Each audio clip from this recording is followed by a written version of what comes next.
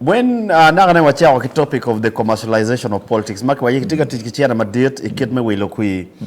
chiana marketika tich kwere ikit me wilo kui chiana market kwere market kwere in mobilizing the campaigns regardless of where this money is coming from because there are different sources dana potambene chiana na akibot gamete can they are good partners of the political parties magemio chiana any there's also the national party funding mabino they are also goodwill ambassadors magi funding different political parties and also business yes men, and the business community so that the rallies can go on now gen mamiro wachiba while we talk about commercialization of politics no mi repenye chiene mo balo e karme wilo kui eni pingono po investing gi mo maramo ke la we ka indiri wayne an pa karo kui enta yibo o yat money an pa karo kui enta wa yibo yo money an pa karo kui enta wa kero maji e west night piem chiene makiti yukere kidi me wele lo weke kan ko meri chiara mede ka rally kita nakane munyo ami analysis ma megane million chiel